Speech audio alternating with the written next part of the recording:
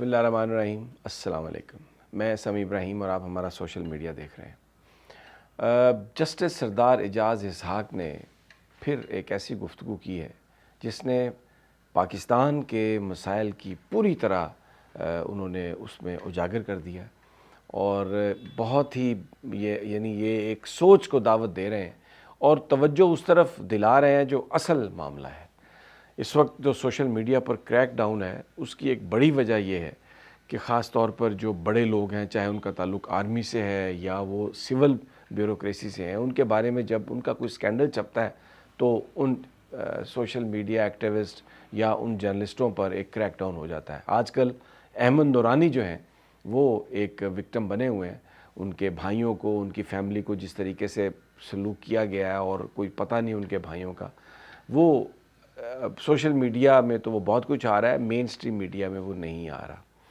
Fact finding کے حوالے سے جو فیکٹ فوکس جو نورانی صاحب کی ویب سائٹ ہے وہ ڈسکس ہوئی ایک کیس میں، تو وہاں پر جو سردار اعجاز اسحاق صاحب نے جو مکالمہ کیا، کیونکہ یہ پبلک کو دکھائی گئی ہے یہ اور یہ پوری اس کی ویڈیو موجود ہے، تو میں اس کے کچھ حصے نکال کے میں آپ کو بتانا چاہتا ہوں کہ ایشو کیا ہے. جو فیکٹ فوکس ہے اس کے بارے میں سرکار کیا کہتی ہے. فیکٹ فوکس یہ وہ ویب سائٹ ہے جو احمد نورانی صاحب جس کو رن کرتے ہیں بیرون ملک سے. انہوں نے سب سے پہلے جنرل باجوہ کی جو پراپرٹی ہے، اربوں روپے کی پراپرٹی جو ملک سے باہر خریدی گئی، اور ان کے جو ٹیکس کے گوشوارے ہیں وہ سارا اسکینڈل بے نقاب کیا تھا. بہت زیادہ تب بھی لے دے ہوئی تھی اور کہا گیا تھا کہ یہ وطن دشمن ہے اور یہ پتہ نہیں کیا کچھ کر رہے ہیں.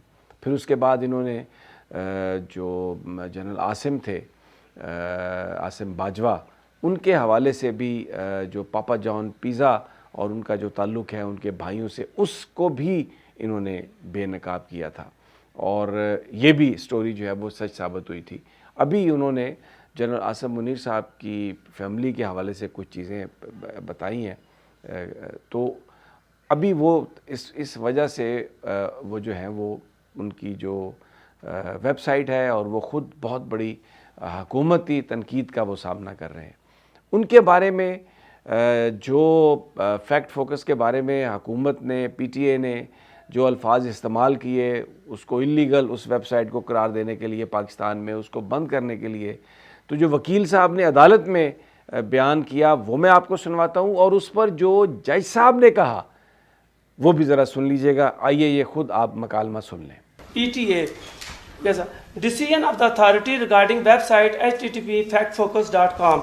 Reference is made to notice dated 21/12/2023 issued to the website, that is Fact Focus website, in exercise of PTA's power conferred under Rule 5(2) of the Removal and Blocking of Unlawful Online Content Procedure Oversight and Safeguards Rule 2021, whereas the website is hosting content Fact Focus with intent to ridicule, defame the armed forces of Pakistan, circulated false reports containing rumors or alarming news to promote ill will in order to provoke anti-state sentiments, cause disharmony, feelings of enmity among masses at large, which is prejudicial to the integrity. Council اس پہ لوگ شاید میرے سے ناراض ہو جائیں، لیکن generally ہم نے اپنے تجربے میں دیکھا ہے یہ لینگویج وہاں استعمال ہوتی ہے جب کوئی شخص سچ بول رہا ہوتا ہے.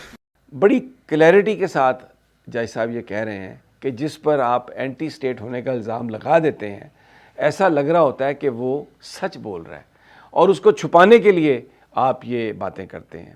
اس پر وکیل صاحب فوری طور پر پینترا بدل کے دوسری طرف آ گئے کہ جناب وہ فوج کے خلاف گفتگو کی جاتی ہے اور 5-5 کروڑ روپے سوشل میڈیا پر کما لیے جاتے ہیں اور یہ ایک ٹرینڈ بن گیا ہے.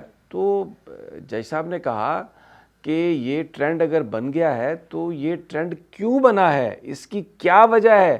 اگر کوئی ویڈیو ڈالتا ہے فوج کے خلاف یا کسی ادارے کے خلاف اور وہ عوام میں پاپولر ہوتی ہے، عوام اس کو دیکھتے ہیں، تو اس کی کیا وجہ ہے؟ یہ مکالمہ بھی آپ ذرا خود ہی اس کو دیکھ لیجئے اور سن لیجئے. اور سر یہاں پہ ایک اور یہ بھی تو ٹرینڈ آ گیا ہے نا سر کہ جو بھی فوج کے خلاف بات کرے گا، جو بھی اسٹیٹ کے خلاف بات کرے گا، وہ 5 کروڑ روپے تک بھی کما لیتے ہیں اپنے وی لاگز میں. کیونکہ پاکستان کی عوام کو یہ آپ یہ شاید بیانیہ زیادہ پسند ہوتا ہے جس کی وجہ سے کیوں ہم ایسے نہج پہ کیوں آ گئے ہیں؟ کچھ غلطیاں ایسے نہج پہ ہم کیوں آ گئے ہیں جہاں پہ یہ بیانیہ لوگوں کو پسند ہوتا ہے؟ کچھ غلطیاں ان کی بھی ہیں، اور کچھ جو پاکستان کے دشمن ہیں وہ یہ چاہتے ہیں کہ پاکستان میں کوئی یہ نہیں کہ فوج کا کی طرف سے کوئی وکیل ہو، لیکن سر جو میں حالات دیکھ رہا ہوں فلسطین کے، جو میں حالات دیکھ رہا ہوں ابھی لبنان کے، جن کی فوج یوکرائن کے ساتھ تک میں دیکھ رہا ہوں.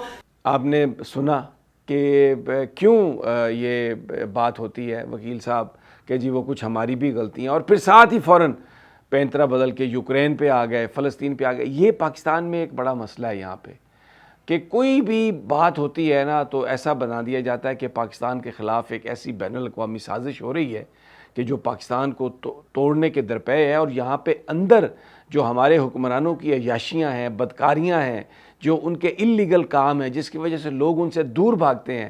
یہاں پر جو لا لیسنس ہے ابھی آپ کے سامنے ہے.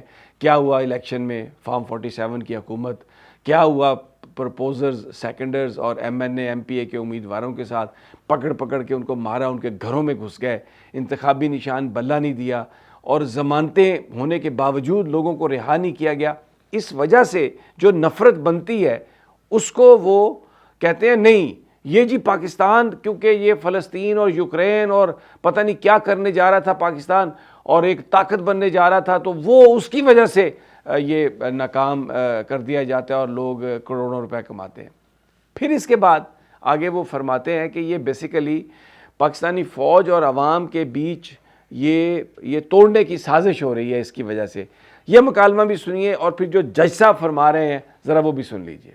جو جن ملکوں کی ڈیفنس مضبوط نہیں ہوتا اس ملک کا توڑنا آسان ہوتا ہے. آج تک الحمدللہ کبھی یہ پاکستان بچا ہوا ہے. جس ملک کے عوام اس کے ڈیفنس کے ساتھ نہیں کھڑے ہوتے اس کو توڑنا سب سے آسان. ویری رائٹلی سردار اعجاز اسحاق نے کہا کہ فوج کو کوئی عوام، جہاں پر عوام اور فوج ایک ساتھ ہیں، کوئی اس کو توڑ نہیں سکتا. تو پاکستان میں اس وقت جو صورتحال ہے، جس طریقے سے لوگ سڑکوں پہ نکلے ہوئے ہیں، جس طریقے سے سرویز آ رہے ہیں، جس طریقے سے پاکستان کی حکومت انتہائی ان پاپولر ہے، اور اس کے ساتھ ساتھ اسٹیبلشمنٹ کے بارے میں بھی جو اس وقت سرویز آ رہے ہیں وہ اس میں لوگ اپنی ناپسندیدگی کا اظہار کر رہے ہیں.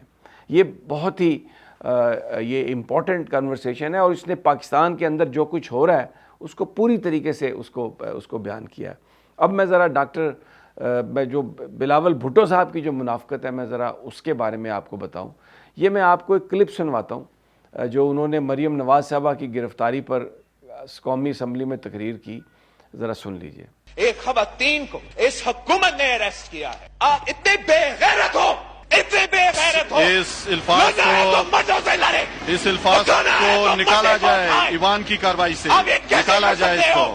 یعنی یہ کہہ دیا کہ جو عورتوں کو پکڑتے ہیں، عورتوں کو تو پکڑنا ہی نہیں چاہیے، اگر لڑنا ہے تو ہم سے لڑو آ کے. اور اب بلوچستان میں سرفراز بگٹی پیپلز پارٹی بلاول بھٹو کی حکومت ہے، ماہرنگ بلوچ کو پکڑا ہے. صرف اسی کو نہیں، وہ سیمی دین بلوچ کو بھی پکڑا ہے، اور جس انداز میں پکڑا ہے، جس طرح دوپٹے کھینچ کے پکڑا ہے. تو مجھے یہ بتائیے کہ اب بلاول بھٹو صاحب کیا کہیں گے؟ کون بے غیرت ہے اور کون باغیرت ہے، اور غیرت کس میں ہے؟ یہ پاکستان کا المیہ ہے. جب حکومت میں آتے ہیں تو کچھ اور لچھن ہو جاتے ہیں، اور جب اپوزیشن میں جاتے ہیں تو کچھ اور طرح کی چیخو پکار کرتے ہیں. یہ دوہرا کریکٹر اور یہ سیاسی منافقت جو ہے اس نے پاکستان کی صورتحال کو یہاں تک پہنچا دیا. اجازت دیجیے مجھے اگلی ویڈیو تک. اللہ نگہبان.